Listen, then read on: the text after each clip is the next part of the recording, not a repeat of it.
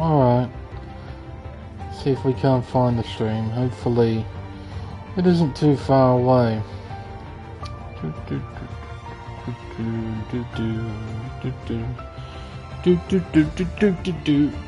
is the stream. Okay, audio is coming through. Stream's up, chat's up, we're all good to go. That is fantastic. We're just going to sit here and wait, everyone. We got one more driver that is supposed to join, that driver being GeForce Crichton. Well, I suspect he's joining. He didn't check in that he wasn't racing, but he didn't check in that he was racing either, so I guess time will tell. But we should have a decent sized field for tonight's event. 15. I've seen worse, seen better. That's okay. Hopefully we get an entertaining race nonetheless.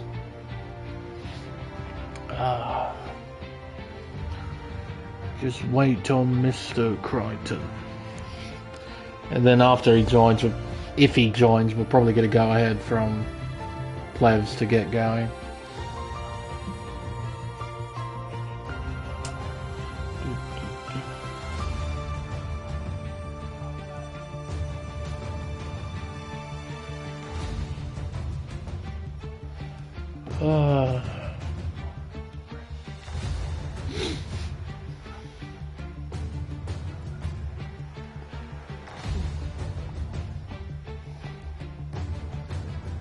Hopefully it won't take too long.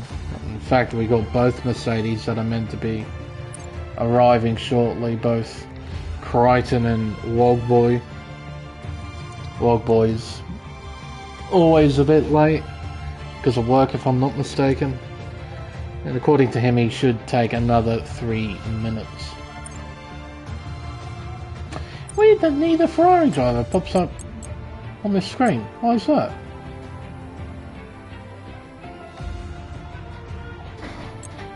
Neither Ferrari Pro or GeForce Ford appearing on that screen.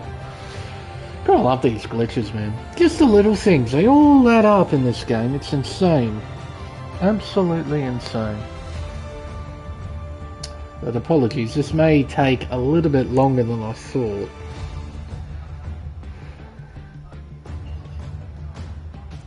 So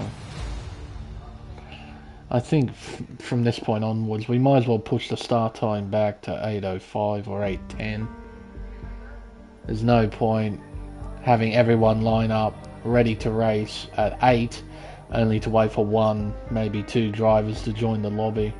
Might as well push the start time back like at 5 minutes, 10 minutes or something now. At this point, we might as well. I mean, we wait this long anyway, we might as well just make it official. So, I'll tell you what though, if this race is anything like Elite Series, this should be a lot of fun. Elite Series proved to be a pretty interesting event. Traditionally speaking, it's Saudi Arabia, it's either incredibly dramatic, or we actually have some pretty decent side-by-side racing. It's actually a race-friendly circuit, could you believe it, from a track like this. Yeah, you tend to see a fair chunk of side-by-side racing, which is remarkable. But got to give credit to Mr. Carsten Tilke, son of Herman Tilke, the one who designed it. It's a pretty interesting circuit. Controversial, no doubt, but interesting nonetheless. Well, we've waited 3 minutes, haven't we? Not quite. Gotta wait a couple more minutes. More rambling, more waiting. And then we can get this race underway.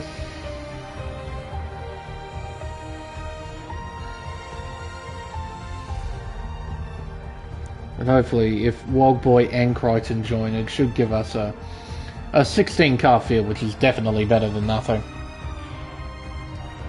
In fact, it's a decent enough improvement on weeks past. Had dreadful numbers, but starting to pick up again, which is a positive thing, I like to think.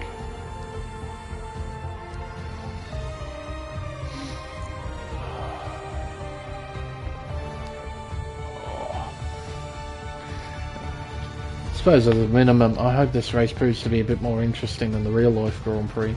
Though certainly the real-life Grand Prix at its moments, it wasn't the most incredible race in the world.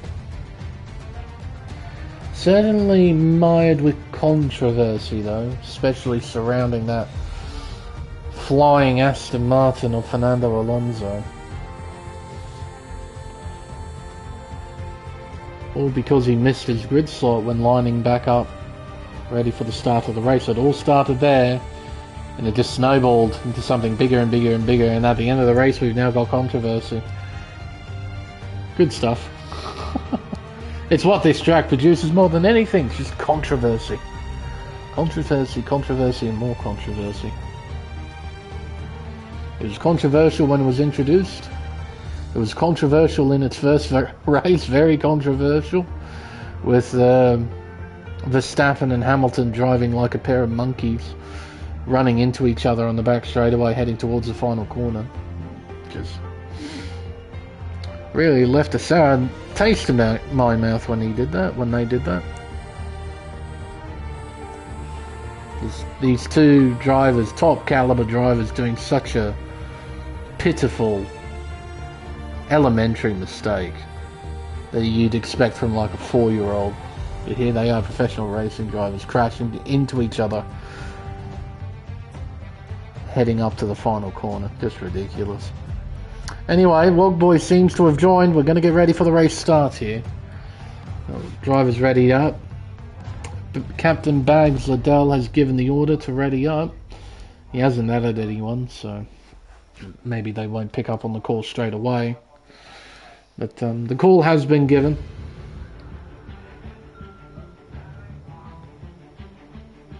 Just waiting on everyone else to tick the box.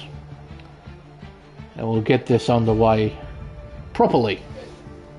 Time was up and then it disappeared. Come on, boys. Let's go. So let's waste any more time. So we should have a 16 car field for this event. Not bad. Not bad. Could be better. But not bad. 14 ready up. We're waiting on 2 more. Plebs and Big Al. And it seems we're going to run down the clock. When the screen cuts to black, we'll start the intro.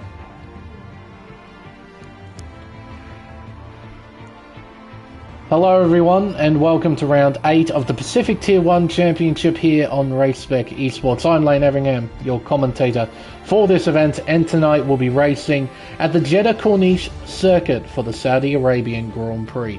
Constructed in 2021 alongside the iconic Red Sea, Jeddah has very quickly gained the reputation of being one of the most demanding, dramatic and controversial racetracks in the world.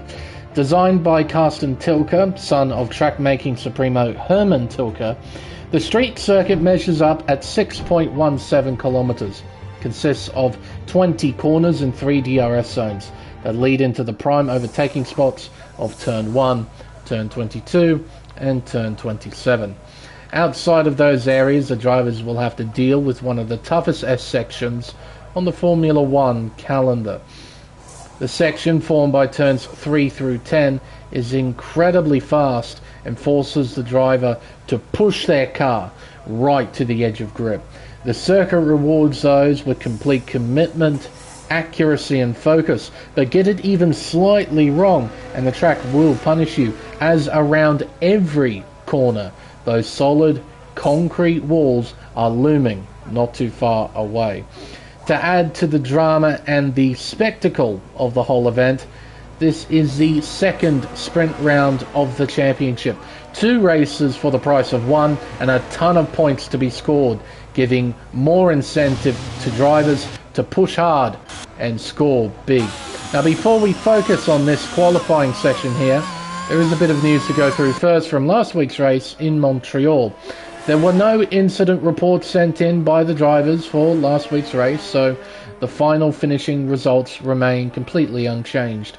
In the Drivers' Championship, Big Al is leading the way on 143 points, followed by Seb on 132, 11 points behind.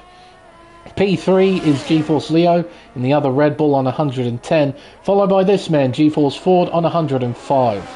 Destiel and Spicy are equal 6th. They're both on 85 points. Next is GeForce Crichton on 68, then Ferrari Pro on 67. Ryan Bell is P9 on 63, and rounding out the top 10 is Plevs on 57. In the Constructors, Red Bull are leading the way on 242 points, followed by Ferrari on 172 points. A huge margin between the top two in the Constructors, a margin of 70 points there. 12 points behind Ferrari is Alfa Romeo on 160, followed by Mercedes on 121. Haas and McLaren are equal 6th on 105, followed by AlphaTauri on 88, Alpine on 85, Aston Martin on 72, and at the bottom is Williams on 46 points. And that's pretty much it in terms of news.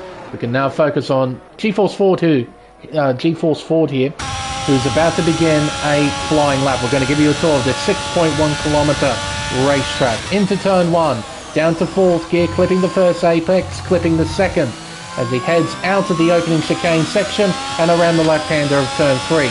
Into the notorious S's now. Turn 4, into the right of 5, up towards the left-hander of turn 6, and then following that is another left-hander of 7 into turn 8, and around turn 9, then completing the S's is the notorious turn 10. Car getting a bit sideways there, but 40 caught it well. Out of turns 11 and 12, those little kinks down the straight, and around the long left-hand sweeper of turn 13. Getting on the power as soon as possible, getting close to the barrier as he heads around turn 14, into the left of 15, then into the tricky chicane of 16 and 17. Cutting a lot there at 17. You're allowed to through that section. Exiting turn 18 around turn 19. DRS open around turn 20, into turn 21, and up towards turns 22 and 23. Down to 6th gear, back on the accelerator, around turn 24, and around turn 25, with DRS open again.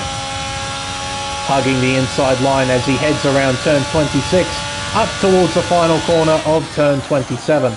Hard on the brakes, missing the apex by a little, not getting the best of rotation either around the corner. He'll open DRS and head up towards the line to set a 28.173. That is our current pole time. Bate has crossed the line to do a 28.5. Sire Luke has bailed, I think, on this lap. No, he hasn't. He is pushing. He is using battery. I just noticed through the chicane he wasn't using any battery, but he's definitely using it down there straight away. Into the chicane of 22 and 23, which has been redesigned in real life. As he pulls out of the way, it seems that he's not comfortable with that run through the chicane, as Darren 11 seems that he cut turn 17 by a fair chunk. Plevs making his way around turn 14 into 15, then the chicane of 16 and 17.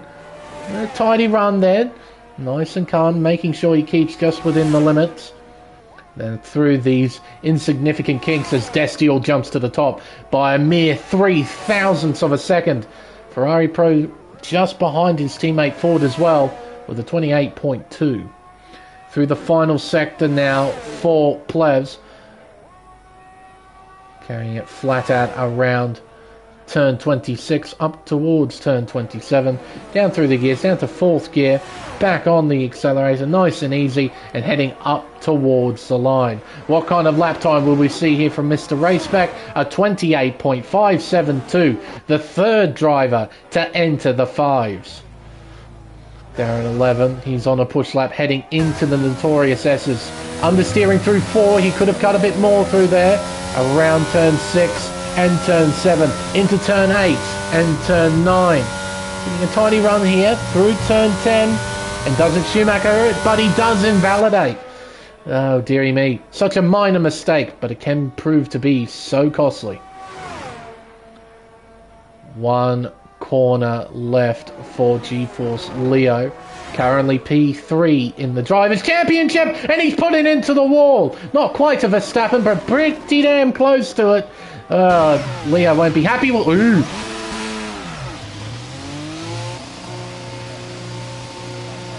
That was interesting. Well, Leo was definitely not happy with that mistake. What he should be very happy about is the fact that he's still in qualifying. But currently, out of the time set, from 1st to 8th, they're separated by 0.4 of a second. Around a racetrack, and remember this, it's 6.1 kilometers long, 6.17 to be exact, and there's 27 corners. And the times that have been set so far separated by 0.4. That's pretty impressive, not going to lie. As Sire Luke has left the session, hopefully the Alpine driver will be able to rejoin. Jinbin making his way down the main straightaway up towards turn 1. He'll begin a flying lap here with just under 11 minutes left in qualifying.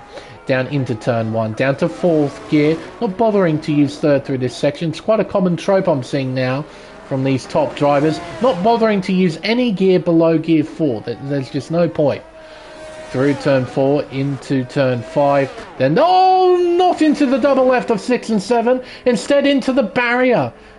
Slight touch there. There shouldn't be any major damage on the car. There might be a little bit of damage, but he's still running. That's the main thing. He's very, very, very lucky. It seems that Darren has invalidated again. He's not having a fun time with track limits, that's for sure. G-Force Leo invalidating on his outlap. That won't mind him too much. Bags Liddell getting ready as well. Bait on an outlap. Where's 40 on the racetrack? He's making his way out of 13. So we'll keep an eye on Bait then. Currently the slowest out of the time set, but you can definitely say the time he's set isn't slow. We'll see what he can do though in these conditions. And remember as well, because this is a sprint round, and it's quite unbelievable that Codemasters actually programmed this, the track is less rubbered in because qualifying takes place on a Friday. So the times aren't as optimized compared to a regular qualifying session during a regular round of the championship. So the times aren't going to be as quick as what you would normally see. Down the main straightaway towards turn 1. Hard on the brakes, down towards the left-hander. Clips both apexes, pretty spot on. Nice and tidy on the exit too. Up towards the S's now. Turns 4 into 5. Nice modulation of the accelerator there, trying to keep the grip up. Through turn 6 into turn 7. Around turn 8 into turn 9. Very tidy from the AlphaTauri driver. Keeping it just within the white lines at the exit of 10. He'll send it down towards the left-hand sweeper of turn 11. And he's up tremendously by 0.3 of a second. So the track is evolving very quickly. It'll be interesting to see what the drivers do right at the end of qualifying when the track is at its best. Through the chicane of 16 and 17. Tidy run from Bate as he heads through the middle sector up towards the middle sector split. McLaren getting well out of the way. That's very nicely done. Up towards the middle sector split. Clock says he's lost time to the middle sector. He's only up by 0.2 now. Just needs to string the final sector together now. Jinbin has set a lap. Definitely not competitive though. A 43.0 might be competitive if you're in a Formula 2 car. Up towards the final corner. Hard on the brakes here. Brings it down to 4th gear. Apex speed of just over 115 kilometers per hour. I think he might have clipped the wall there at the exit of the final corner. Up towards the line for Bate. He jumps up to P6 with a 28.3. Ferrari Pro making his way through the first sector. 40 has bailed. Oh, hello, McLaren. What are you doing? That is gears in the wall. He'll try and get a... Oh, and that's front wing damage as well. That won't help. So Gears will have to go back into the pits and get that car fixed. Championship leader Big Al has not yet set a lap time. He's making his way through the first sector, chucking it through the S's, coming out of turn 8 into turn 9 through turn 10.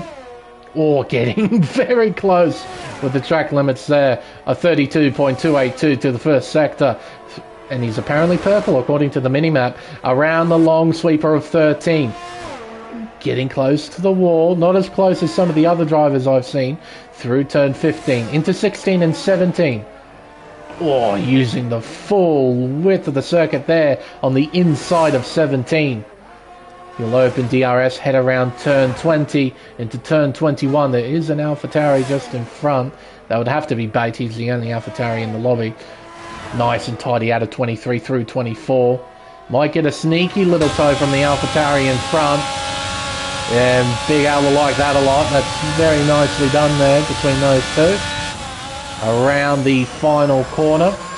Oh, look at that. Absolutely spot on at the apex. Didn't clobber the wall, but used the full width of the circuit on the inside of the racetrack. Crossing the line, he jumps up to pole with a 28.102. Destiel, though, is up by 38 thousandths to the first sector, just keeping it within track limits there at turn 17. Up towards the middle sector split he goes. 40's bar, or well, he's invalidated, but he was up by a tenth and a half, so he was looking at a high 27. Destiel's lost a little bit of time to the middle sector.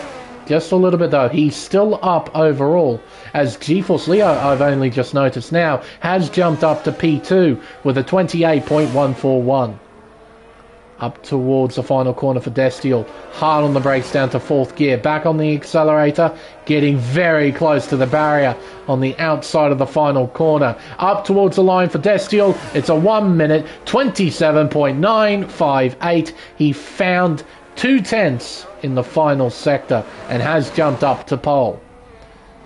Now Big Al and GeForce Leo, they'll be going back into the pits. What about T-Mac, Big Al's teammate, I should say, that formed Team Big Mac? As Darren 11, hello, where did you come from? You just jumped up to P2 with a 1 minute 27.982. He's just missed out on pole, not by much at all.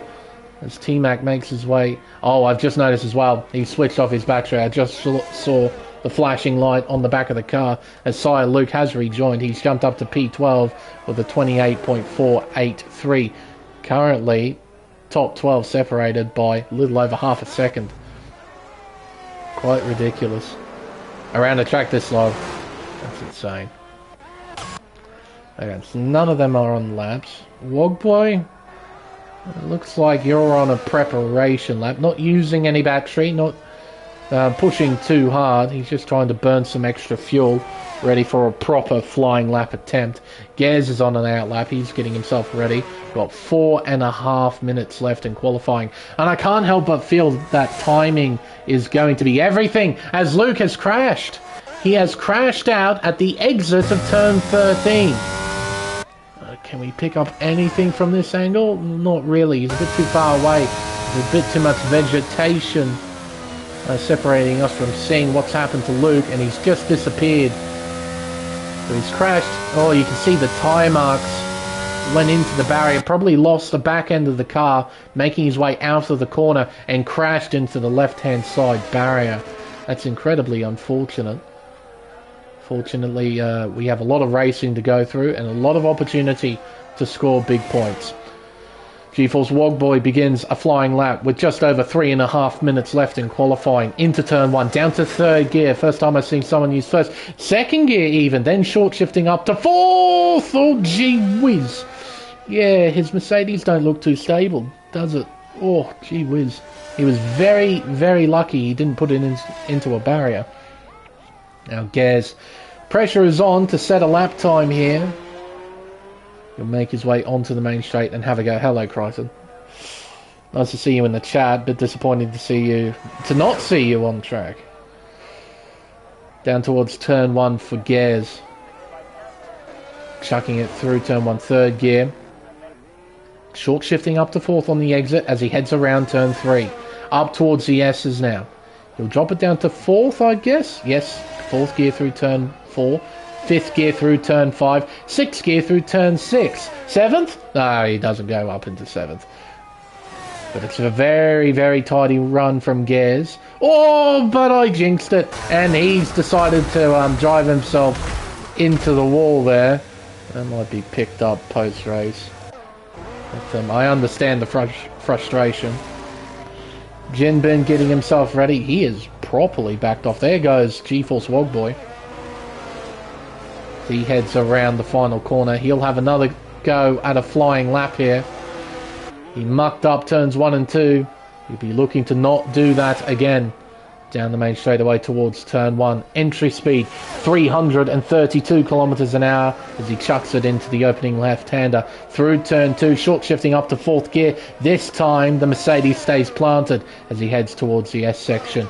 Jinbin just behind, making his way out of turn 3, heading into the S section itself. 5th gear through turn 4, keeping it in 5th through 5, up to 6th gear through turn 6, into turn 7 and around turn 8. Oh, getting very close with track limits there. Gee whiz. Oh, and that's Wogboy off the racetrack. So he's bailed on another flying lap as Jinbin's up by 1/10.5 to the first sector.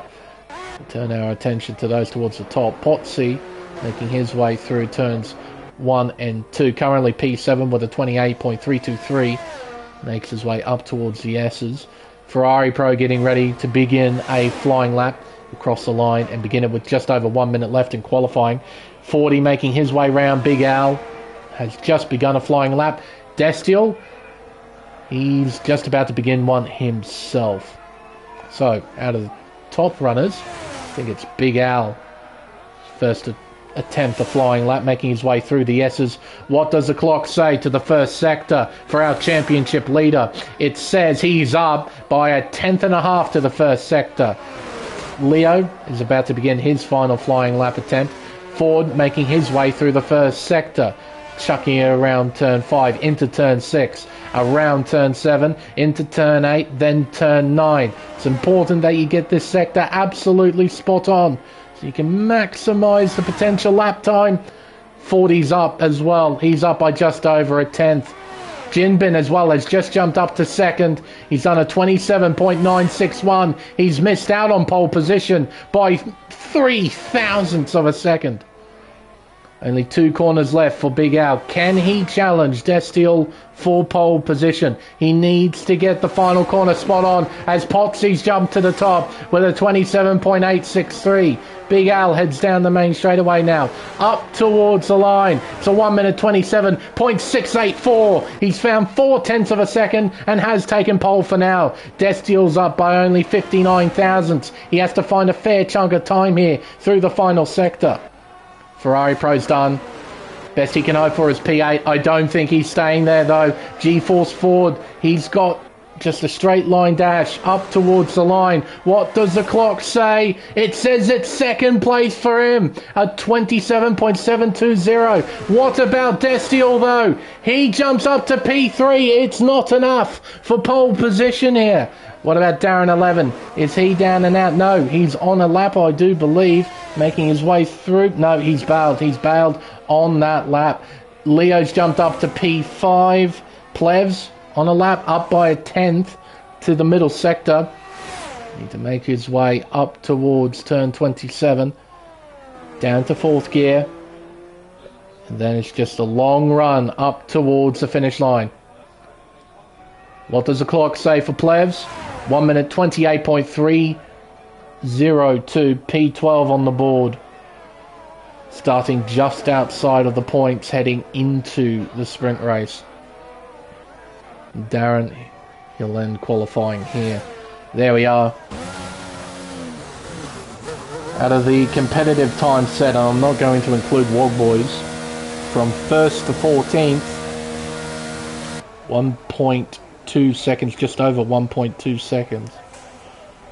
And again, a track that is 6.17 kilometers long and has 27 corners to go through.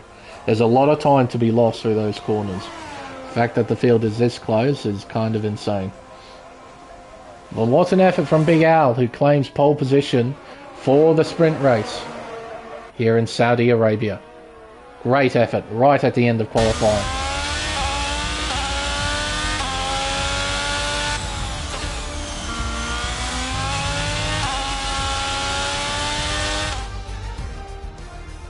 So, it's Big Al who'll start from pole. The gap at the end of qualifying, 37 thousandths of a second between him and G-Force Ford, who will start alongside on the front row.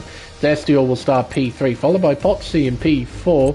G-Force Leo P5, Jinbin P6. Solid qualifying for Williams, and they need this. They're last in the Constructors. They definitely need this. Darren 11, P7, followed by Bate in 8th, T-Mac in 9th, and F1 Ferrari Pro rounds out the 10. under half a second separating the top 10.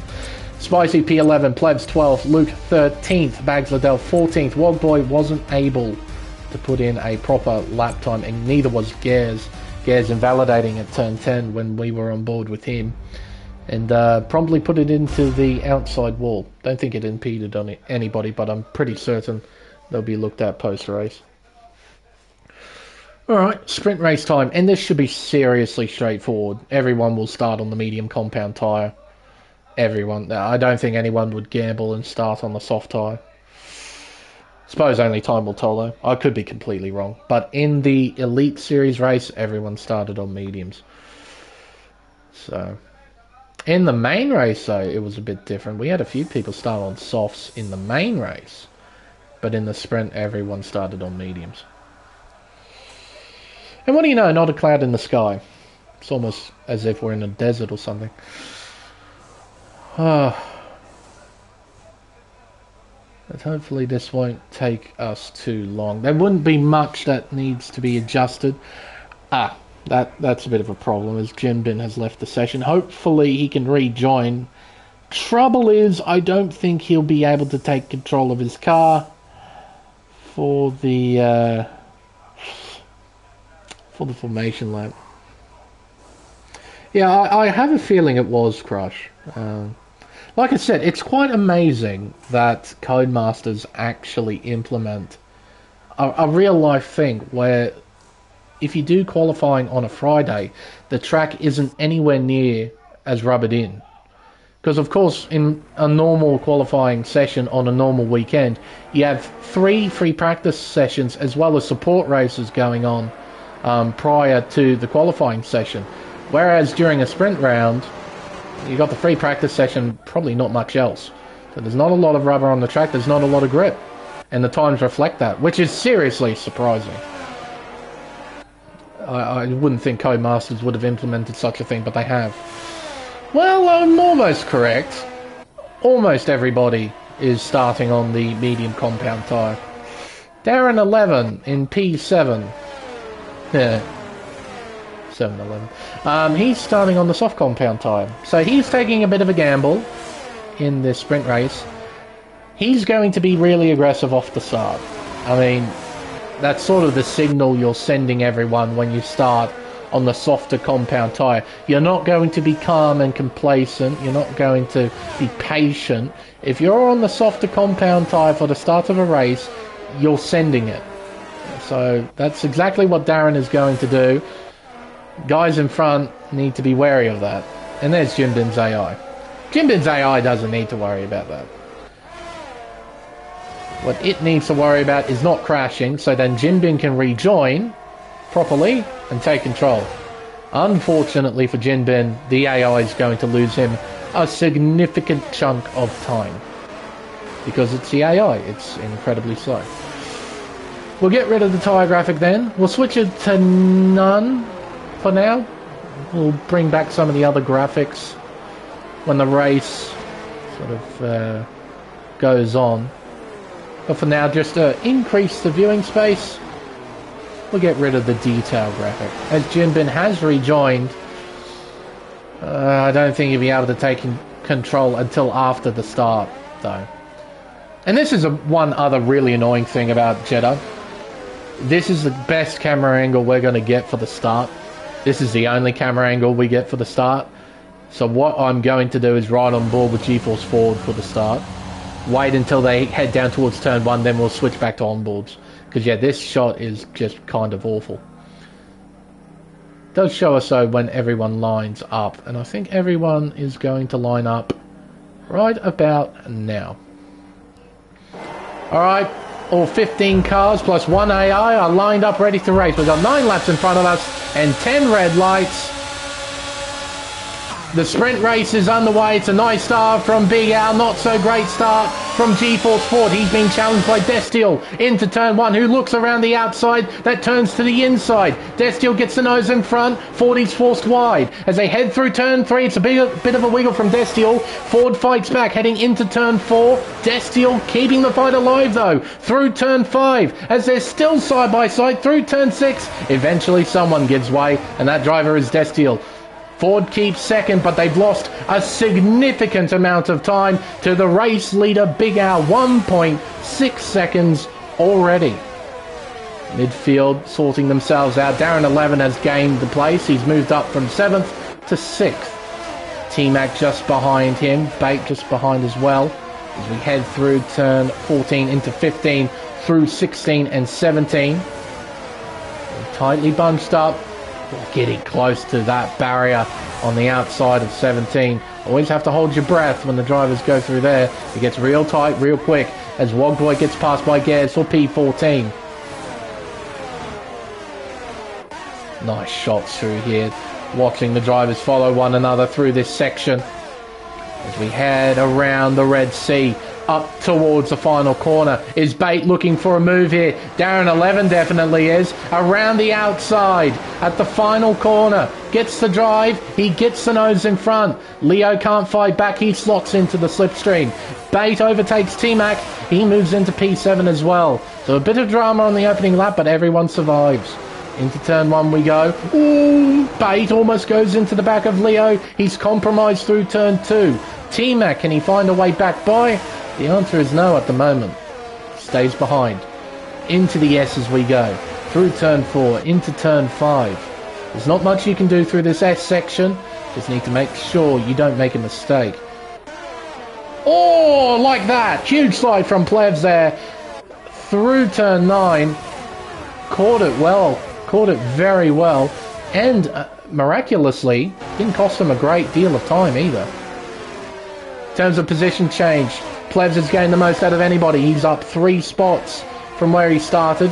He's now inside the top 10. This is something I failed to mention heading into this race. In a regular sprint, top 8 score points. Here in Race Spec, top 10 score points, and the points go down from 10, 9, 8 all the way down to 1. Spicy, looking left and right, can't find a way by. What it means is Ferrari Pro here is in the final point scoring spot, and Spicy here wants to get by into that point scoring spot. Not quite close enough just yet, doesn't have enough momentum either, unless Verstappen's down the inside, and he's not going to do that. Not this early into the race anyway, maybe a bit later, as Big Al commanding out in front. 1.5 seconds, the gap has sort of maintained itself. It has closed in a teeny weeny bit, but not massively. Big Al has got some serious pace in the lead of this race. Through turn 4, into turn 5, up towards the double left of 6 and 7. 40, he'll be doing all he can to try and catch up to Big Al. Getting a tidy run through 10, or using the full width of the circuit. And Potsy is just behind here. Williams driver looks very competitive. Darren 11 now in P5. His tyres should still be pretty good. I wonder if he can close in on the top 4 even without DRS. Back to this 3-car fight though for second. Oh, a huge moment there for Potsy. A humongous slide at turn 17. Clobbered a wall. Fantastic catch though. Could have been so much worse. But what this has done, it's brought Darren 11 into the fray. Going to open DRS, follow the Williams around the Red Sea, heading up towards the final corner. And now Destiel doesn't have to worry about the car behind. He has his sights set on the Ferrari in front. Oh, who's had a bit of a moment out of the final corner, which would have cost him time. Here comes Destiel, and there's not much that Ford can do about this. Destiel moves into second place, 40 down to third. Darren 11 having a look down the inside at turn 1. Potsy will try and fight this, but Darren shuts the door. Darren moves into P4. And now all of these fellas have caught up as well. They're all within a second of one another. This train is ridiculous. They all have DRS and they're all stuck as Jinbin overtakes Gares for P15. Out of the S's now. How vulnerable will Potsy be? Did he get any damage, I wonder, from that shunt? His front wing looks pretty intact. But obviously with F122 there's a full car damage model. So you can damage rear wing, you can damage floor, which is really nasty if you damage floor. Might have damaged anything, but I think he should be okay. There's Darren trying to pull away. Potsy trying to save within a second. And Leo trying to have a crack at Potsy. Bates just behind, same with T-Mac. As we head through the chicane of 22 and 23. This will be the last time we'll see it in that current iteration. It will be tightened up in next year's game if Codemasters actually bother to update the circuit. Ferrari Pro under pressure. Spicy round the outside at the penultimate corner. He gets in front. But I think Ferrari Pro's going to get the position back. Spicy, I don't think will get DRS here, and doesn't. Here comes Ferrari Pro on the counter-attack. Heading down towards turn 1 to the outside here, and should pass. And he does. Leo, though, a time penalty next to his name. So in his attempts to try and overtake Potsy, he's just given himself a costly 3-second time penalty. Can't afford to get that kind of time penalty. You can see the competitiveness when you look on the leaderboard on the left. The gaps are ridiculous. So 3 seconds, man, that might send him outside of the points. And he's right in the middle of the points in P6. Just something you can't afford to do. Destiel, though, has put the hammer down. The gap has shrunk to 1.2 seconds. The harsh driver is on the move and is catching up to the race leader. 40, meanwhile, trying to keep up with Destiel. Got DRS open as we head through 22 and 23. There's Darren 11 just behind as well. He's catching this. So those soft tyres are evidently pretty good right now. Just missing out on DRS. Here comes Leo.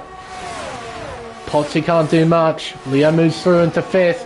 Bate is just behind as well. Potsy can counter-attack though, with DRS down the main straightaway. Right on board here with Bate. T-Mac and Ples just behind. What's Potsy going to do here? Yellows are out. It's Jinbin in the Williams who has spun at the final corner.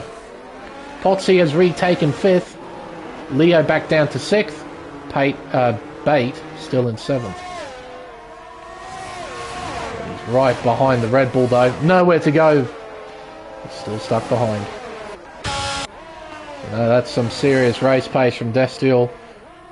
Catch up to Big Al, who's been enjoying the clear air. Well and truly put the hammer down. We'll bring up the telemetry just briefly. 43%, Big Al 49. But, oh, maybe that's why. Big Al's got a fuel problem. He's under. Minus 0.1815. Oh, he might be in a little trouble with fuel if he can't manage that properly. Maybe that's one of the reasons why he's dropped back to Destiel. He's not pushing at 110%. He needs to lay back a little bit just to manage the fuel.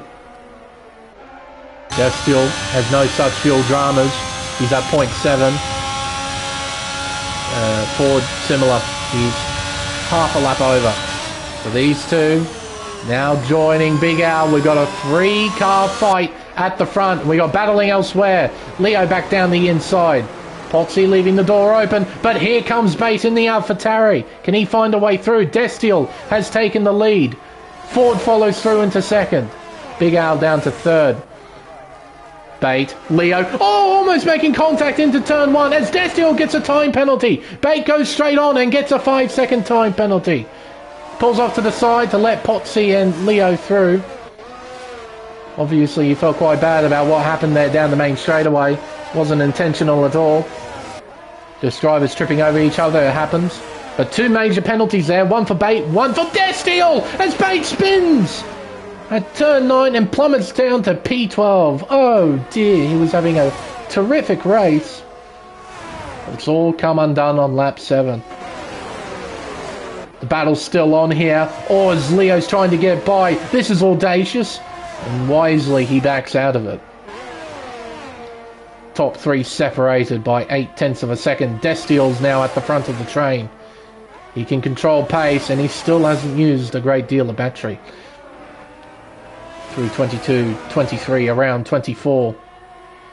Destiel's got that extra battery in his back pocket to try and pull away from Ford. Ford not following in the slipstream though, just using the power of DRS Very strange. Big Al closing in. Now, this battle is intensifying for 5th place here in the sprint. Look at the train, it's ridiculous. We have Potsy, Leo, who's going to try and find a way past Potsy here. It's the second last lap of the sprint. He's looking around the outside of turn 1. Potsy goes deep, covers off the inside line at turn 2. Great defensive driving there. But Leo, I thought he was going to draw alongside. And a bit of a wiggle there. He's not... he's a bit frustrated, I think, is the word I was looking for. Frustrated. Can't quite find a way by. There's T-Mac just behind. Plevs just behind. Ferrari Pro just behind. Same with Spicy and Luke, who could finish inside the top 10 if penalties work out in his favour. Yellow's out, that's Jimbin again at the final corner. What an insane battle. This midfield pack giving each other such a hard time right now. And Leo's looking for it. He's going for the run. Through turn 19, into turn 20. He's getting in front through turn 21. He moves to 5th, but for how long?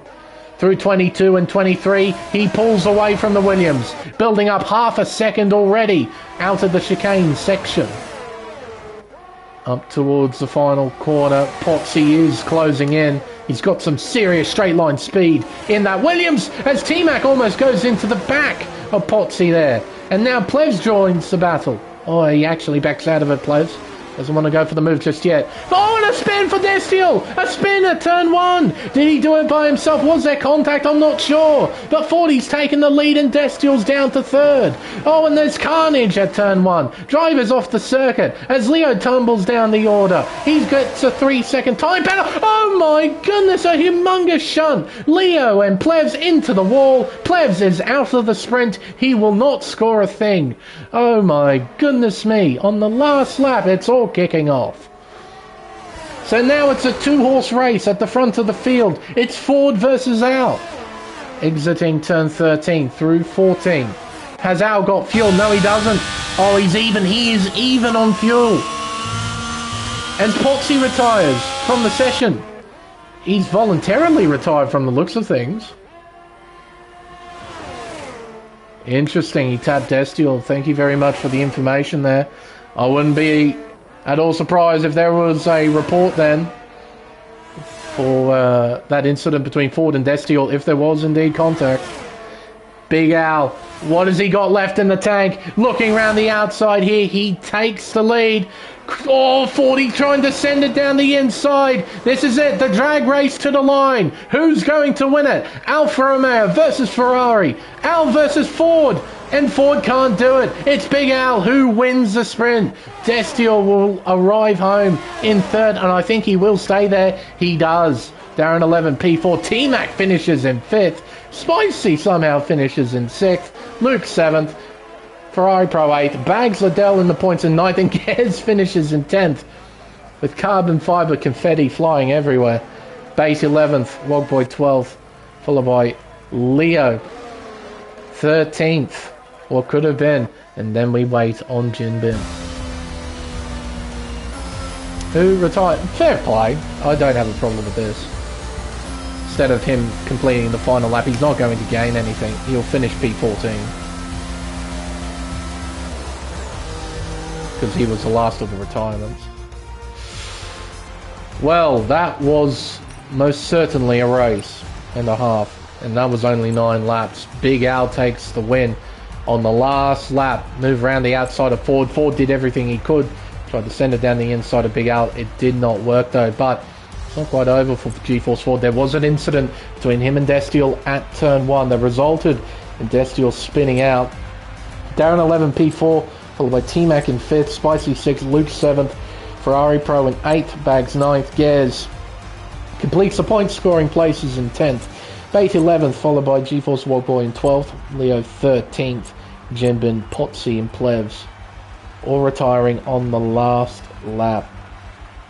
A huge shunt for Plevs. He'll be starting from the very back for the main event. I'm sure he'd be less than impressed about all of that. Main race time, I should say, here at Jeddah. And again, no surprise, not a single cloud in the sky. Yeah, really is like we're in a desert or something. Main race, what are we going to see? How many people are going to start on the hards? How many people are going to start on the mediums and softs? In Elite Series, we saw a fairly decent sized mix of drivers starting on all three compounds. Will we see the same here in Tier 1? Or will we just see everyone start on the hard tyre? Because, well, you do that at every other racetrack, so... But I'm pretty certain here, medium-soft could work. I'm sure somebody in the chat can either confirm or deny that, but I'm pretty certain I saw soft-mediums work and medium-softs work in the Elite Series race. So I do believe it's doable. There's the time up. We got 30 seconds till the formation lap. But no, I'm thinking Big Al will make sure he's got a little bit more fuel left in the car. It was a bit touch and go. He ended up winning regardless. Put together a really big effort. Pato and Bags did medium soft. Thank you very much, ACW. I knew a couple of drivers did do that. I remember it. So what are these drivers going to do? Well, I think those are hards. Let's have a look. Hey, what do you know? It is a mix. Again, I really, really like Jeddah. Oh, yeah. Big Al getting his tyres up to temp. It's just such a nice, really nice thing to see. Just people starting on all three compounds. It's just nice. Instead of seeing everyone on the same compound of tyre, see a few on the hards, a few on the mediums, a few on the softs. It's nice. Because what that means is that strategy and luck now come into play. Because you never know with safety cars, they can come out at any time. They might not come out at all. So it'll be interesting to see who gets it right. We'll run through the order. Big Al from pole position is starting on the hard tyre. 40 starting alongside is on the mediums. Destiel from P3 is starting on the hards. Darren 11, P4 is starting on the soft tyre. T-Mac P5 starting on the hards. Spicy P6 starting on mediums. Cy Luke in 7 and Ferrari Pro in 8 are starting on the soft tyre. Bags Liddell in P9 is starting on the mediums. Gaz in P10, Bait P11 and World Boy in P12 are starting on the hard tyre. Leo in P13 will be looking to recover from what happened in the sprint. He's starting on the mediums. The two Williams of Jinbin and Potsy who start from P14 and 15 are starting on the hards, and Flev starting from the very back of the grid in 16th is on the medium compound tyre. So we have 3 cars on the mediums, and we have 5 cars. Sorry, 3 cars on the softs, 5 cars on the mediums. That means 8 cars on the hard compound tyre. Interesting. It is a real mix-up in terms of compound. Really cool to see. Gaz disqualified himself, so did Leo. Just be waiting on those towards the back to line up. We'll get this underway. Everyone has lined up. Alrighty then. Instead of 9, we have 25 laps in front of us. We've got 10 red lights. The main race is underway. It's a nice start from Al again. Not so great from Ford. Here comes Destiel to once again challenge around the outside of turn 1. Darren 11 trying to find a way through 2 on the soft compound tyre. He's got grip, he's got momentum, but he's got nowhere to go. He stays in 4th, trying to challenge for 3rd. I think that challenge is going to be successful. It is. Contact between Luke and T-Mac. T-Mac is sent wide. Unfortunately, nothing too dramatic happened from that. Hang on a minute. Yellows are out. For whatever reason, the car must have been going quite slowly through turn 5. Just brought the yellows out periodically. Oh, but the drivers keep it relatively clean. Ferrari Pro round the outside of T-Mac, gets by on the soft tyre. Oh, not a great run though through 13. Can he get the drive? Can he get the power down? He does. And he moves through into 7th. Took longer than what it should have taken though. Bate, Gers. Oh, battling for position. Bate goes wide. Gers goes through. Here comes G-Force Leo to make it 3 wide. Plebs is going to join the fray as they go through. Oh my goodness. On the opening lap. 3 wide. My goodness.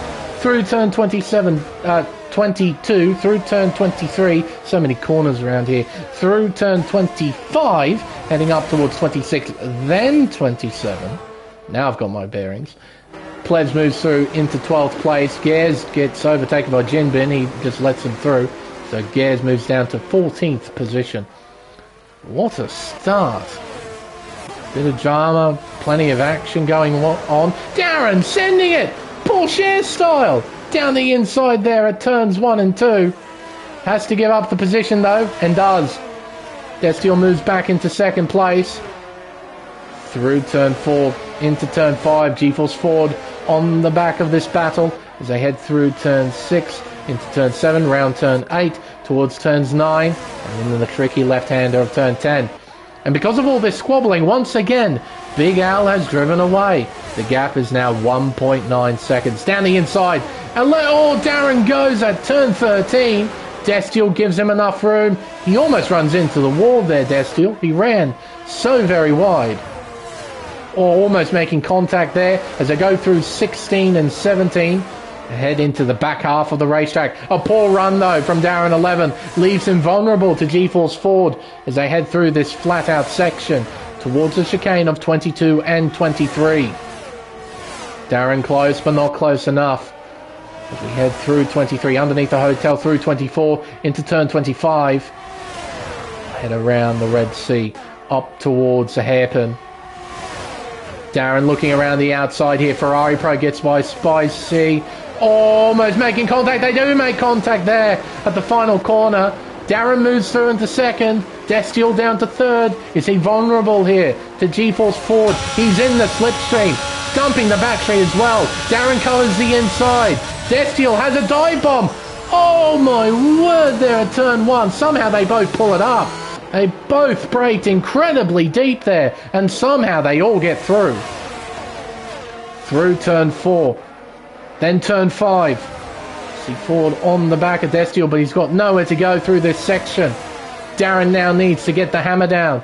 Try and pull away and close in on Big Al, the race leader, who is now leading, by the way, by 3.4 seconds.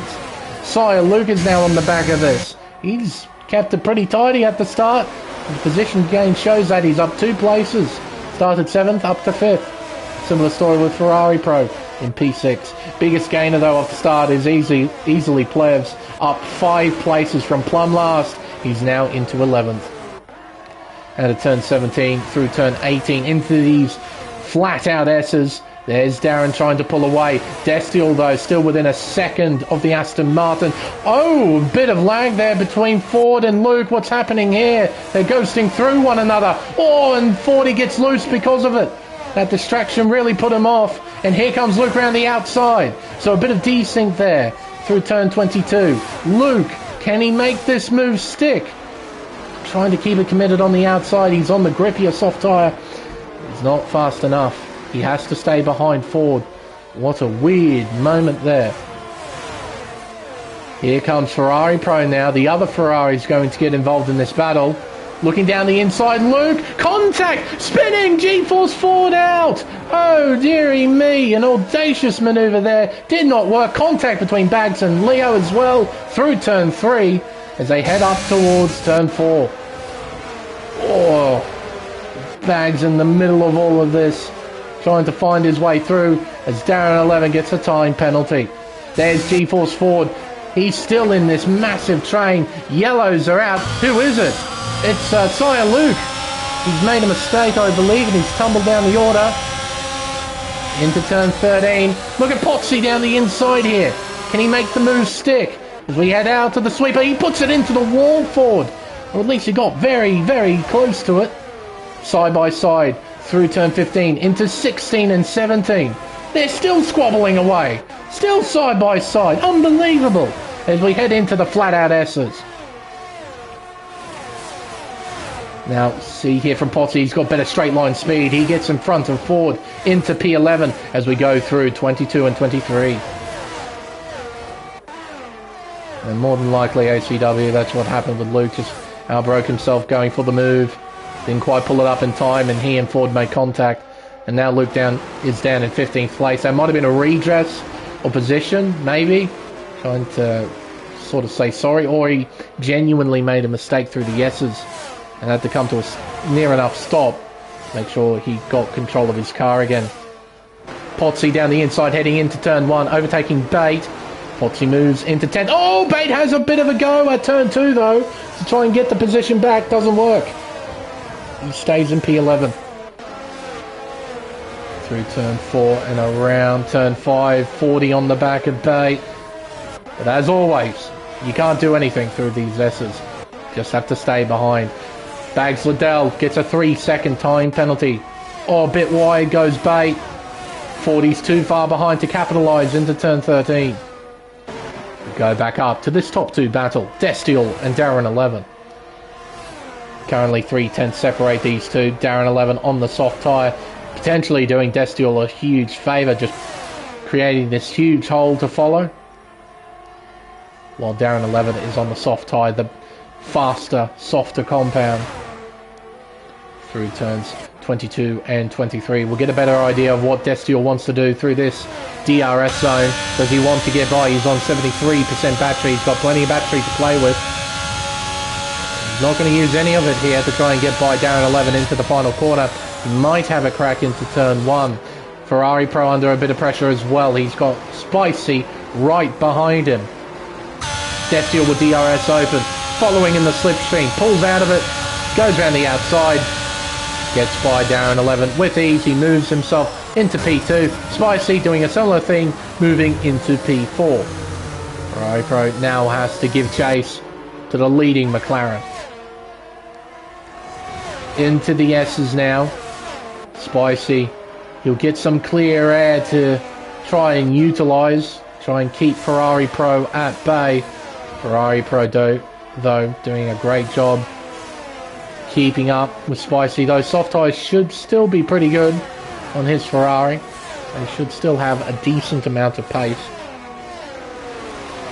So this battle definitely is not over, but you could tell from the gaps here in this midfield, everyone's a bit too far spread apart to try and battle at this stage. Strategy is going to play an important part in this race, and you can see in this midfield pack a lot of drivers on a lot of different tyres, so a lot of different strategies to play out here.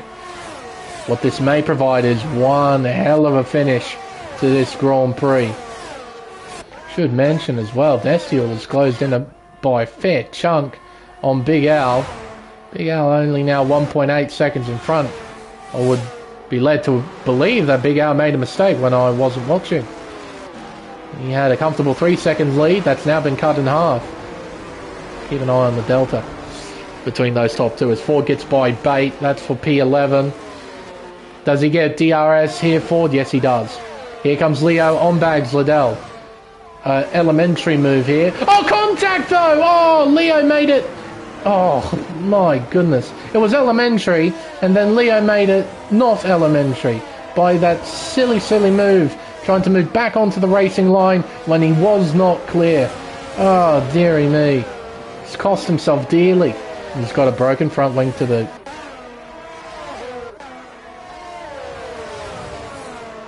Oh, you've got to be aware at all times on the street circuit, said a one Jolyon Palmer, and I think that rule applies there for for Leo. As now, well, he's in a lot of trouble with that damaged front wing. He's on the medium compound tyre, so he'll be able to put on a set of hards and keep going. Oh wait, no, Fordy's had a mistake. I thought the yellows were out for Leo. No, Ford has made a mistake through turn 13. He's now down in last position. Oh my goodness me. This race is panning out like last season for Ford. Deary me. The gap is continuing to shrink between the top two. Last time I checked, it was 1.7. It's now 1.5. Plebs gets by Bags Liddell, who was under pressure from Potsy. Well, not anymore. Potsy moves through with absolute ease. Bags Liddell now slots in behind in P9. Wogboy overtakes Leo. That is for P13 as Bags puts it into the wall. A damaged front wing on his Aston Martin. Safety car, virtual safety car, nothing, just yellows. Off into the pits goes a Red Bull. That would have to be Leo. We've got a few drivers in off the soft tyre. Bags Liddell makes his way in. Mediums for Darren 11. Hard tyres for Leo. Hard tyres for Ferrari Pro. Luke is on a set of mediums. Leo has left the session. Hopefully he'll be able to rejoin as soon as possible. Oh my goodness me. That gap is continuing to shrink, by the way. It's 1.4. Spicy now occupies P3. He has Tarmac behind in 4th. Then Potsy, Plevs, Bait and Jinbin in the top 8 places. There's only one PlayStation player. That's Spicy in P3. Everyone else on PC. A bit reminiscent of what we saw at Atlanta in NASCAR, top 8. All Fords. Well, here in the top 8, almost all of them are PC. 40 on the back of Gez, half a second separating these two. Now those medium compound tyres should still be pretty good. Should have grip, should have plenty of it. And Gez, he doesn't want anything to do with 40, he wants him to get by. Gez will follow him around for a bit. 40 almost undid that overtake with a little mistake. Caught it pretty well though. You can see Gez not bothering to use DRS, he doesn't mind. He's just sitting behind, he just wants to chill, roll around for a bit and get to the end. I appreciate that. And so long as he finishes in the top 15, basically not finish last, you'll score points. Easy. Plebs low on battery, trying to chase down Potsy in P5. A lot of P's in that sentence. Spicy in P3 on medium still. Not closing in on the top 2. But I reckon T-Mac might close in a little bit in a few moments time once those mediums start to die off. 0.6 of a second though separating the top 2. Al versus Destiel here in Saudi Arabia. ERS between the top 2, Harass? Let's have a look. That's a fair question. 41% for Destiel compared to 38% on Big Al's Alfa Romeo. So very similar in terms of ERS usage right now. So it seems that Destiel has the outright pace advantage. He has not been burning battery. Neither has Big Al really. So Destiel's just got outright pace compared to Big Al. Yeah, that's right, Harass. Absolutely spot on. Look at that, just for a bit. 0.3 of a second, 2.5. 0.2. Here comes Destiel down the inside. Doesn't go for the move though. He stays behind the Alfa Romeo. Stay in P2. Plebs trying to close on Potsy. The battle is on for P5. Plebs, all he can do is try and maximise the first sector as best he can. As Darren 11 sets a new fastest lap at 31.528. Looking at the rest of the gaps, everyone is pretty well spread out right now. We're in the middle of this pit cycle, so not going to see a huge amount of battling, except between the top 2. They're on the same strategy. Genuine battle here for first place. Be interesting to see who blinks first, who goes into the pits first. And don't be surprised either if they pit before lap 13, the halfway mark. See what they do in a few moments' time. Destiel, I reckon, might be looking for an undercut. Use that raw pace of his to try and get by. Of course, you have to take into consideration how long it takes to get the tyre up to temperature. But considering it's the mediums, it does not take long at all. Yellow's out, Jinbin's out. What's happened here? Oh my goodness. Towards the end of lap 10, we get our first safety car. An incident at turn 24. Jinbin is out of the race. Oh, dearie me. Into the pits come the leaders. They're going to chuck on mediums and they're going to go to the end of the race. Yeah, that's a fair point, ACW. Those who pitted early. This is something they did not want. They needed a long, long green flag run. Destiel's on softs. Destiel is on the soft tyre. What's he done? Is he going to put back on the hard tyre? He's revving the engine. He might be kicking himself. The medium should make it from here. The mediums can last a long time. Spicy set. Darren...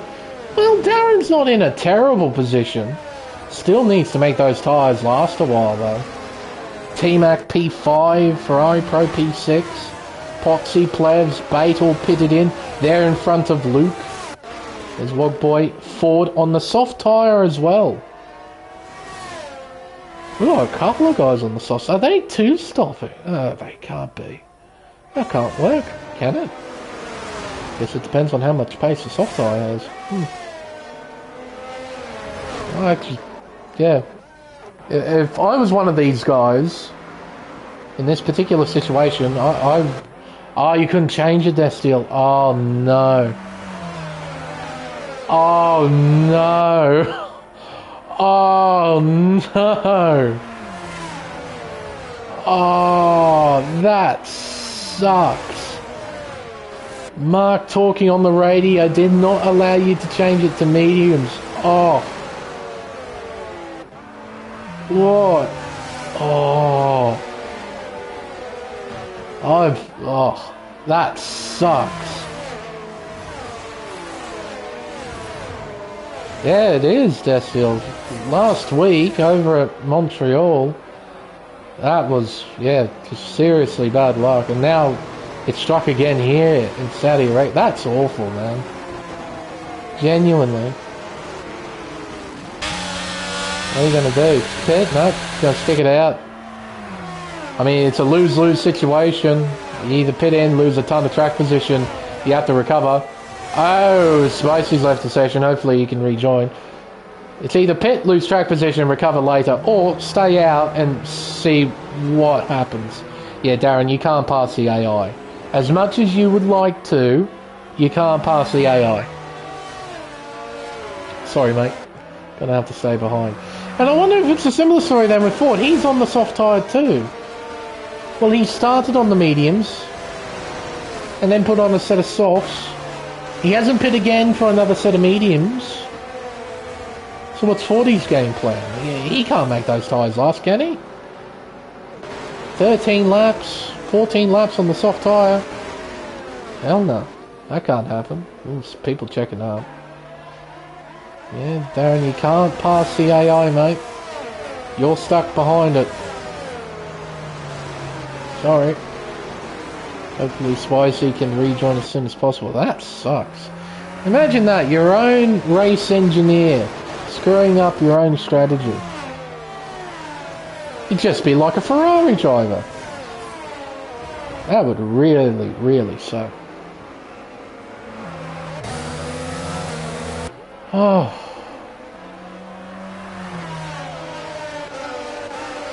Now, almost everybody can make it. Two soft runners, yeah, it'll be a bit of an unknown, to be completely honest. I've got no idea how that will unfold. I mean, it might not be a bad thing. There might be another safety car period at some point that might be able to rectify the entire situation, but you're rolling the dice. You're gambling. So, let's see what happens. We're on lap 12. When we get back on the green flag running, it'll be lap 13, and we'll hit the halfway mark in this race. Everything's been shaken up, thanks to the safety car. Strategies have been shaken up, positions have been shaken up. We've got drama, we've got controversy going on all at once. Big Al will control the field as they head around the final corner. He goes! Oh, what a restart if he gets this right. Oh, terrific. And Destiel doesn't get a great launch out to the final corner either. What a restart from Big Al. Spicy's now back in control. Darren 11 is closing in on those medium tyres. Looks to the inside. Can't commit to the move though. 40 gets by Wogboy. That's for P11. He moves up a position. He needs to get a wriggle on. Make full use of those soft tyres. What a terrific restart from Big Al.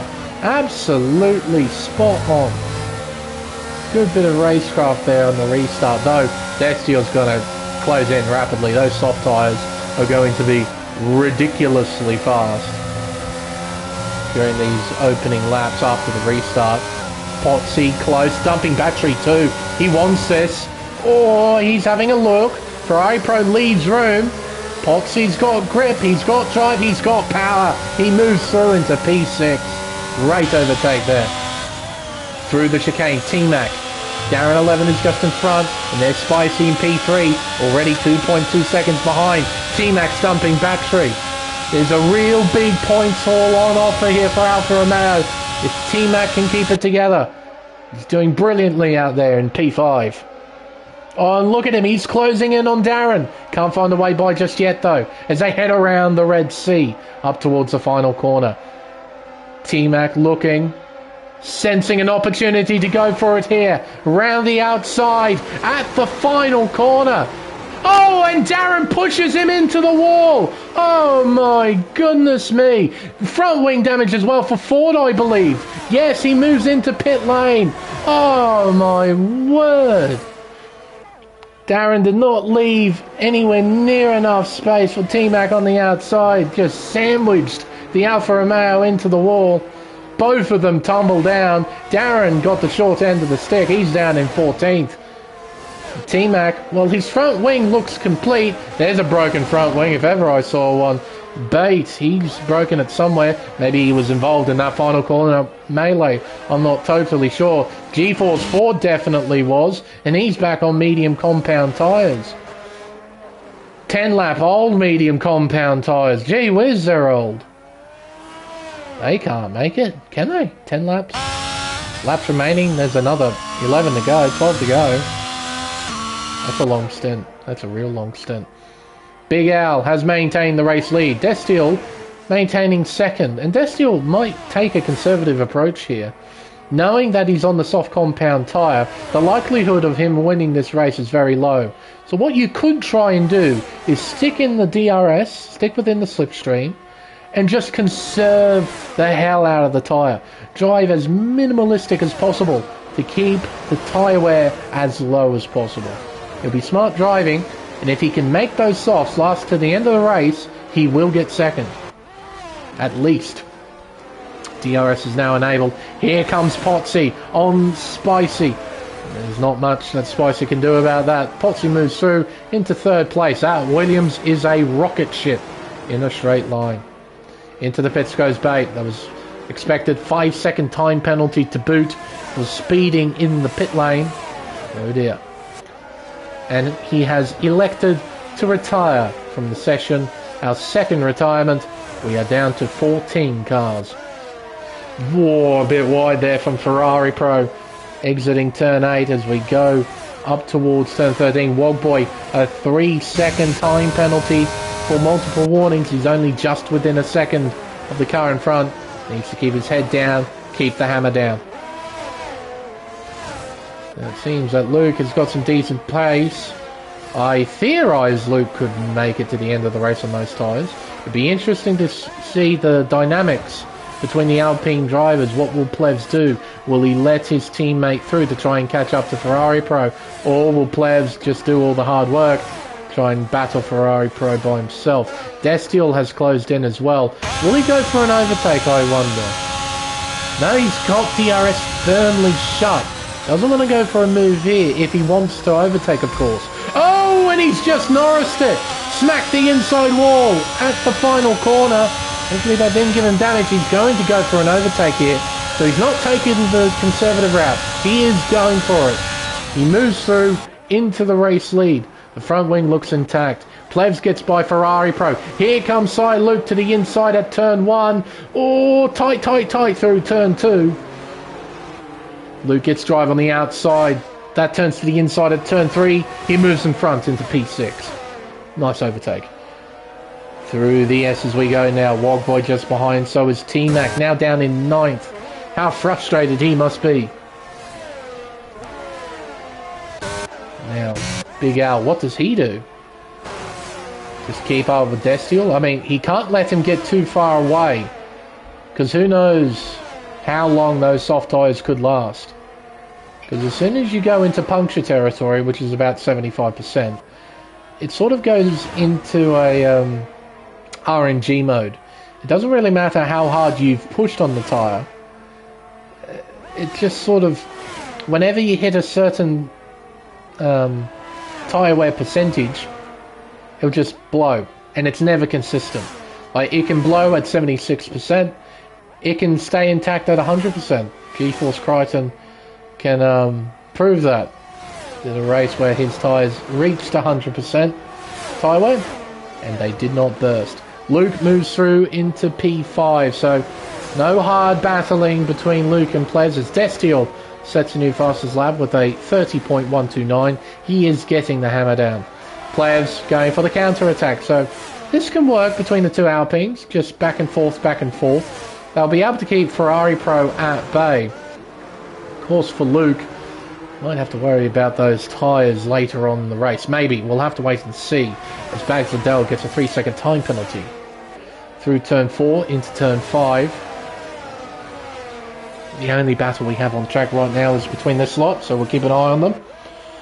Round turn 9 into the left of 10, through 11 and 12, up towards 13, the long left sweeper. Luke is close. He won't go for a move though. The two Alpines really do have to try and work together to try and keep everyone else behind. Ferrari Pro definitely has pace, so does Wogboy. T-Mac, he'd be in angry mode, I'd imagine, after what happened at the final corner. Can't help but imagine we're going to see a few incident reports from this race. Not at all surprising, this is Jeddah. Through 22 and 23. So I'm thinking either Luke will try and get by here, get in front of Plez, and then Plez will overtake him down the main straight. Or maybe not.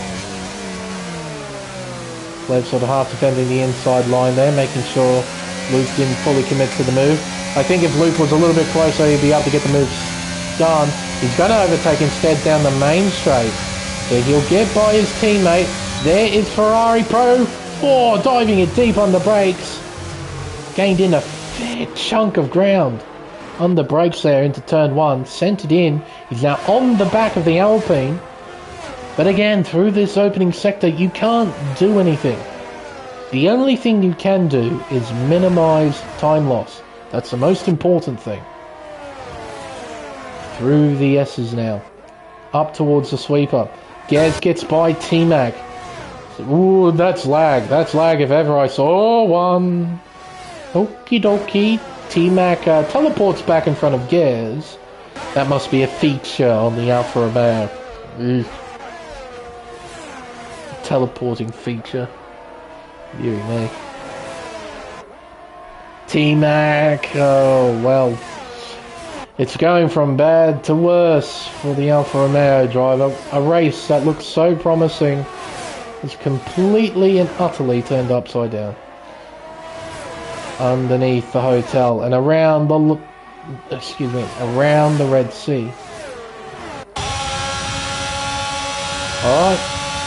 What can Ferrari Pro do? Can he find a way by? The answer is no. Stays behind. It's the apex.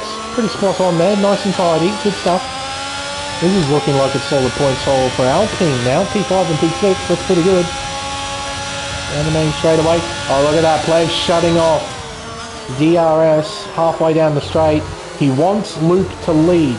He's on the better compound tyre, and they're still pretty good thanks to the safety car period. So he's just letting Luke get on with it, and Plez is just following his teammate as best he can. It's smart driving. It's utilising what you have to the absolute full. Solid teamwork as well. Really cool. It's just a matter of can these guys now catch up, try and do something. can't help but feel now we're not going to see any more retirements during this race unless someone makes a massive mistake. Through 16 and 17, sparks flying as they go over the curbs, giving it 110. The Plebs DRS open, not using any battery though.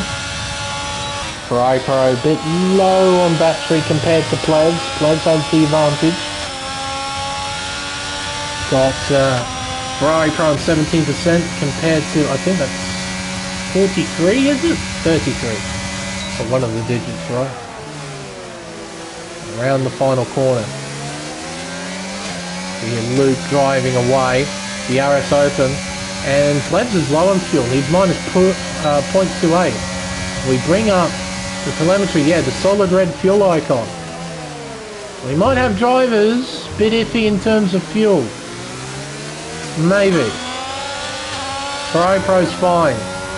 Log Boy's 0.4 over. T-Mac, he's got his 1.5 over. 1.1 over for Gaz. 0.9 for Bags. Darren 11.5. 2.2 for the AI, it seems. 2.4 for Ford. No such fuel dramas for our race leader, Destiel. John Lasori this time around for Big Al. He's got no fuel problems either. There, while with the laps ticking over, there's a real chance that Destiel can hang on here. 1.3 seconds is the gap. When they cross the line, it'll be 5 laps to go. How long can those softs last? Can he get them to the end? Will he be lucky as well? If they puncture, it's game over. Luke closing... Sorry, Plevs closing in on Luke. 32%. No fuel dramas. No fuel dramas either. So it's only Plevs who's under. Doesn't go for a move. And maybe that's another reason why he's sticking behind Luke. Just trying to utilise the power of DRS to try and save a little bit of fuel. I'm saying that now he's just taken the position. So... seems none too fussed about the fuel situation. He should be okay then, if that's the case. Gears a 3-second time penalty. We'll bring those up now. We're getting towards that critical stage of the race where penalties are going to play a huge factor in determining who finishes where. And funnily enough, all of those who have time penalties are all in a row. Wogboy, T-Mac, Gears, Darren, Bags, Liddell. First 4 have 3-second time penalties. Bags has 6. And Big Al's within a second now of Destiel. Those soft tyres are starting to fall away. Big Al, he's now got the advantage. Within a second and will be closing in on the race leader. Potsy in third. Spicy in a comfortable fourth. Just needs to keep his eyes forward. Not make any mistakes. Through the flat out S's here. Love this camera angle. I truly believe this is the best camera angle on any racetrack on the F1 game. Top down look at the racetrack and you see the wonderful geography as we head over the Red Sea. It's quite a spectacular looking circuit, you can't deny that. It creates some pretty spectacular races as Big Al has taken the lead. Oh, Destiel's in. He can't make it, he's in. He is in. No puncture, he's just in. He doesn't want to risk it. He doesn't want to risk a puncture. Oh. Onto the soft tyres he goes. Down to 10th. He will score points. It won't be a podium though. Oh, a bit of a wiggle out of pit lane. Just about keeps it tidy though. Good stuff. Oh, what a shame for Destiel. Considering that he was in a seriously strong position to try and win this race. It's again another game bug that screws him over. That is without a doubt the most frustrating thing out of anything. It's not you who lets yourself down. It's not somebody else. It's the actual game that lets you down. And the worst thing about it is that there is very, very, very little you can do about it. This means Spicy is now on the podium in third position. They're making their way through the final part of the lap. Plebs is still leading the strain. Does he still have a fuel problem? He's still under, but he's going back to the good. Oh, hello teammate, how are you doing? As Luke moves through. Plebs brakes early. Oh, Luke brakes late. Here comes Ferrari Pro. He's a little bit closer now. A little bit of battery there from Plebs. DRS open. We head down towards turn 1, lap 23 of 25. We've got 3 laps to go. Not close enough to go for a move. T-Mac hangs on to P8 for now. Gers is on the back of him though. Destiel is closing in. There's a good shout of him finishing in P7 thanks to the penalties of those in front. There'll be more than nothing. Definitely more than nothing.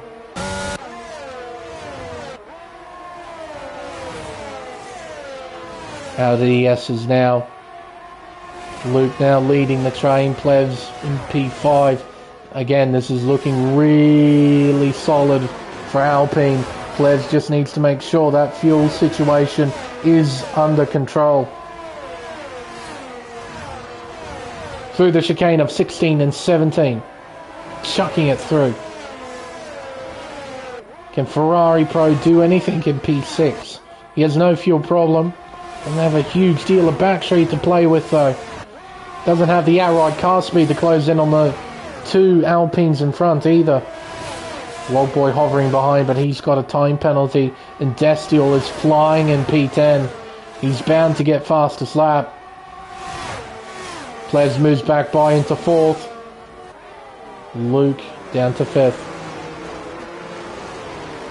Yeah, there's a real chance of 40 getting lapped. That's a fair point, Harass. As Luke looks to the inside here, Destiel sets the fastest lap to no surprise. Luke moves through into 4th. Plebs just behind in 5th. For iPro, P6 right on the back of this, but again can't do anything. Not through here. Just stuck. Can't move. Wild Boy P7, T-Mac 8th, Gears 9th, Destiel. He doesn't have to attack. If he just chills out for 2 laps, he'll gain 3 places. Thanks to those in front. He's done all the hard work to catch back up. And it'll be too difficult to not only pass all 3 of those cars, and then challenge those in front. It just wouldn't be worth it. We'll see what he'll do though. Might try and make his way through. Gaz lets him through. He doesn't want anything to do with it. He just wants to finish. And he'll definitely do that. No doubt in it. Oh. Nice and quick through the chicane. We head around the Red Sea. Destiel closing in on T-Mac. Plebs gets by Luke. Will we see Ascend here? Having a look and Ascend. Oh, and he pulls it up just. Almost puts T-Mac into the wall. Doesn't that look similar? This time, Destiel keeps T-Mac out of the barrier. Unlike Darren 11. Having another crack down the inside at 1. Through turn 2. Destiel's giving a red hot go. And here comes Gibbs to make it 3 wide on the final lap. T-Mac can't fight it. Destiel moves through into 8th place. I think he'll be fighting back on that one. Plebs in 4th. He'll be trying to pull away. How bad is the fuel situation though? Oh, he's right on even. He should be okay in terms of fuel. Plebs should be fine. Luke, Ferrari Pro. I don't think Ferrari Pro will be close enough to do anything here. As Gers overtakes T-Mac. That is for position. That is P9 there. Can T-Mac find a way back by? He's going to have a look. Side by side through the final S section. Oh, it's tight. T-Mac looking. Can't find a way through though. Meanwhile, out in front, it's been a fine performance from Big Al. He won the sprint. He's going to win the main race here in Saudi Arabia. Potty will come home in a very fine 2nd. Spicy will complete the podium places in 3rd. Then it'll be the two Alpines of Plebs and Luke, 4th and 5th, followed by Ferrari Pro and Wogboy. Oh, big crash then at the end for Destiel, who weirdly has become a DNF. That shouldn't be right. He should have finished P7. It's recorded in P11. I'm sure we'll fix that post-race. Gaz pit T-Mac to the line. Gee whiz, by 5,000ths of a second. Oh. Bags Liddell got fastest lap. 29.399. Bonus point is his. We'll then wait on Leo and Ford to finish. Yeah, for whatever reason, Destiel classified as a retirement. That's not completely correct. He did definitely cross the line, so... Unless I'm wrong, I'm pretty certain the camera angle suggested he crossed the line. Yeah, what an up and down race for Ford, to say the least. This is quite reminiscent of last season. It was a seriously up and down race for the season finale here at Jeddah. And across the line.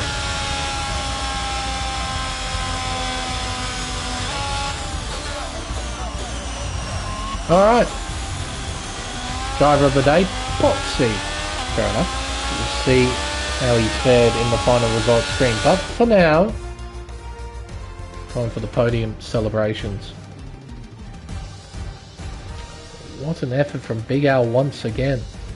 On superb form right now. Absolutely dominant here in Pacific Tier 1. Will extend their lead in the Drivers' Championship. P2 to Potsy. P3 goes to Spicy for McLaren.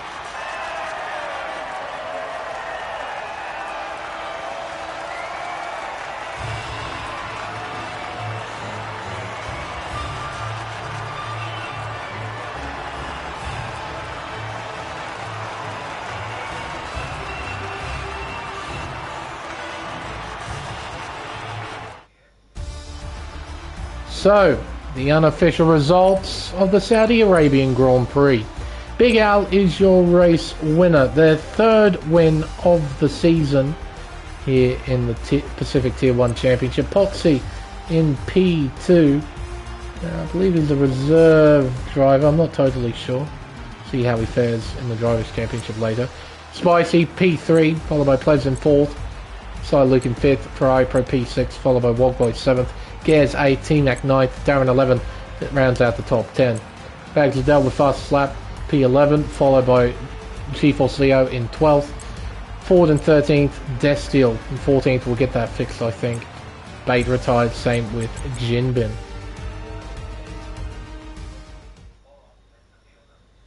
Alright, now considering that only one of them's on PlayStation, we'll only get one person to interview.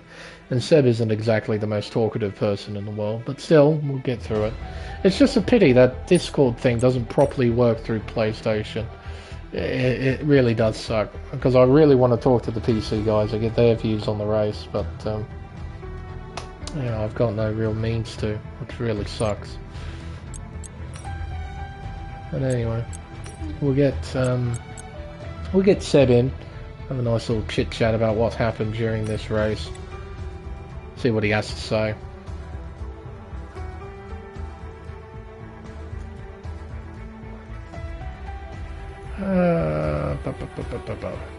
Let's scroll down to S. Spicy Salami. What a name.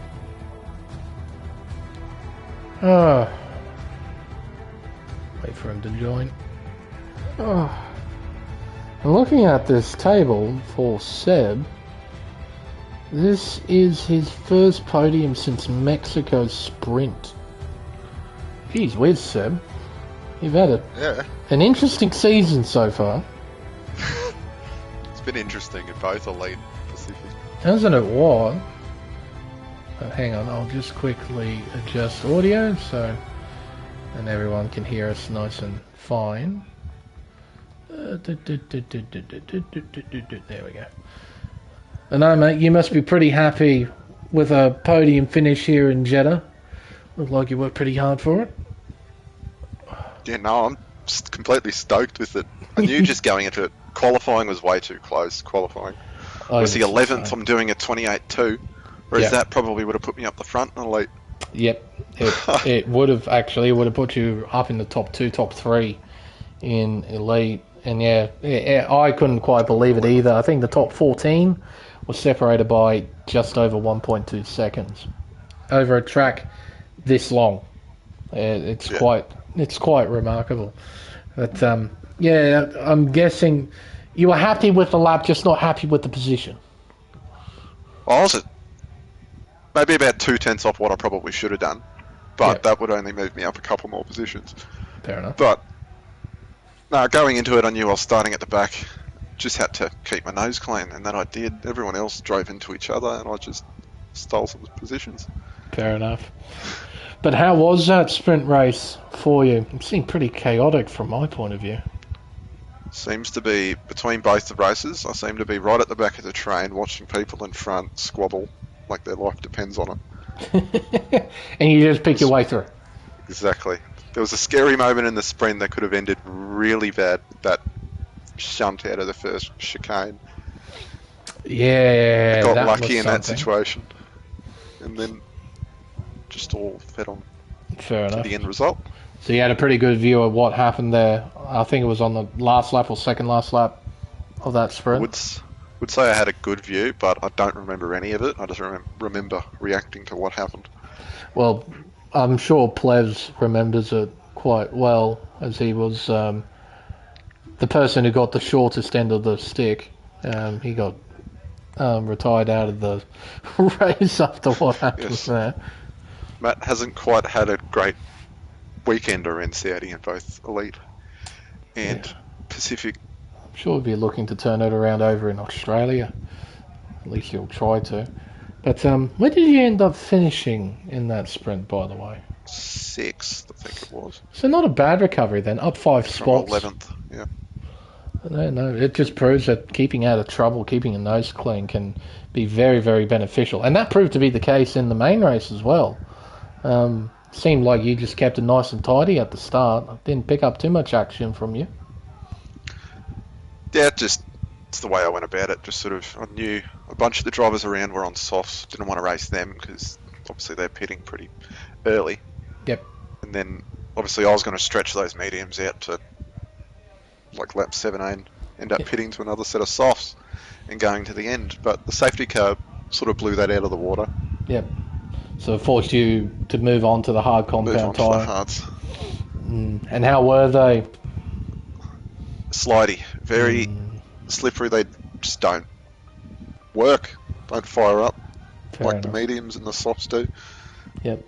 But the result come, which is good. Well, yeah, no, you kept it tidy. I didn't pick up anything from you. You looked pretty tidy out there. You controlled yourself well. Got a bit lucky with what happened with Destiel as well. He ended up getting screwed by the game again, this time by Mark instead of a speeding penalty. So happened. I think Destiel pitted to the softs in that thing. It might have been what Mark did to him, because I remember once when I was practicing for the race, I chose mediums to come into the pit lane and somehow it switched to the hards. Yep. Not sure how it did it, but it happened. And I've heard a few different drivers talk about that happening to them. But I think the way that he described it to me was that Mark was talking to him and gave him the change prompt as he was entering the pits. So when he came in, he couldn't change his tyres at all, so he was stuck on the softs. So he made them last for as long as he could, but eventually he had to pit. He didn't really have a choice. And that gave you the opportunity to finish third. I mean, would you have been happy with fourth place with the way that you drove? Honestly, yes, I would have. But when I was sitting in third and third was an option, I would have been annoyed. Yeah, fair. But if I wasn't running third in that sort of position, I probably wouldn't have been annoyed. Fair enough. No, P3, honestly, I thought going into this season, the amount of speed the front lot had, I thought I could probably go the whole season without getting a single podium. Let alone winning a sprint magically at Mexico and podium here at Saudi. Seems my luck in Pacific goes a bit better than it does in Elite. Hey man, it doesn't hurt to have it at all. No. Does not hurt to have it at all. And tell you what, there wasn't just luck. To be absolutely fair to you, you kept your nose out of the walls, which mattered most of all. And you drove well enough to get yourself into the top 5 at the end of the race. And then a bit of luck fell your way, and you ended up finishing 3rd. So, although luck did have a part to play, you still drove bloody well out there. So, no, that 3rd place is more than deserved. But, just the end of the race, I was driving very conservative. I would too. Early in the race, in your position. Knew I had the gap back to Matt behind. The gap to the current front. I wasn't losing position, wasn't gaining a position. No point pushing. Yep. And also, I got 2 warnings on the 2nd lap, which means I was driving the whole race on 1 warning. On 1 warning. Petrifying. That would have been awful around Jeddah of all places. That would have been. Because you know full well, if you just even make the slightest mistake, that's it. It's done. It's over. So cost me in the sprint in a late, lost a position to Bags. Yeah. Yes, it did. Yes, it did. I remember that. I remember. That, from my mistakes. Well, you did today. No penalties, and you ended up scoring big for yourself and the team. So well done. But Thank you. One final question for you. Next week, or next round, I don't know if we have a break week yet or not, but next round we're heading over to Albert Park for the Australian Grand Prix. How would you fare heading into the Australian Grand Prix?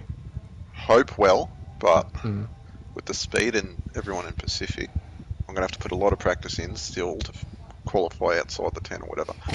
But oh, dearie me. It's good fun. I enjoy jumping in, and although the game is frustrating and a lot of times.